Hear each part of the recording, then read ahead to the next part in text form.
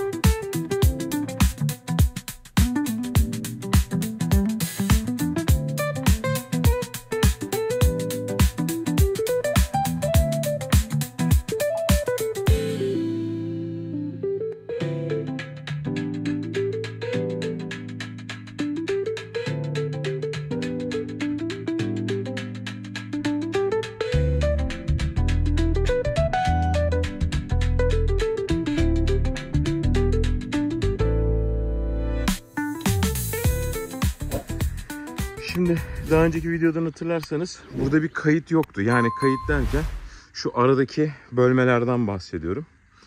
Şimdi bunları yaparken ilk başta şunları tek tek kaynattım. Sonra dedim ki yani bu tek tek kaynatmak çok vakit kaybı. Başka bir yöntem denedim. Bütün profili aynı şunun gibi koydum. Üzerinden U şeklinde keserek bunun içine geçirdim. Böylece ne oldu? Bunun üzerindeki et parçası durduğu için, yani demir parçası durduğu için bunu buraya geçirdiğim zaman daha güçlü ve dayanıklı bir hale geleceğini düşünüyorum. Hem de işlemesi daha kolay oldu. Evet, şimdi bunu indireceğim. Bu kesitlerini yapacağım. Bunu oturtturacağım. Sonra bir tane de şuraya gelecek. Ondan sonra çatının üzerindeki sandviç panellerimizi yerleştirmeye başlayacağız. Diyeceksiniz ki böyle çirkin olmayacak mı? Tabii ki böyle kalırsa çirkin olacak. Ben buranın altını alçıpanla daha sonra kapatacağım. Anlatmıştım. Direkleri de betopanla kapatacağım. Üzerine dekoratif alçıyla. Böyle daha dekoratif, hoş bir şey olacağını düşünüyorum. Şimdiden bana kolay gelsin. Evet, çalışmaları sizinle beraber izlemeye devam edelim. Evet dostlar, ilk kaydı bitirdim. Dediğim gibi aralarını kestim. Sadece üstlerini bıraktım ve araları oturtup kaynaklarını yaptım. Şöyle göstereyim size. Şöyle görün. Şimdi ikinci kaydı hazırlıyorum. Nasıl hazırlıyorum onu da göstereyim. Şimdi yukarıdayken ayarladım zaten. Şu gördüğüm kısımları keseceğim. Şurasını kesmeyeceğim. Şurasını kesmeyeceğim. Sadece burayı keseceğim ve U şeklinde. Burası sırtı kalacak. Ve böylece kanallar olmuş olacak. Bunu tekrar yukarı çıkaracağım. Ve yukarıda işaretlediğim alanlara şöyle görebiliyorsanız o işaretlediğim yere getireceğim. Ondan sonra aynı bunun gibi kaynaklarını yapacağım. Ve bu da bitmiş olacak. Evet, çalışmaya devam.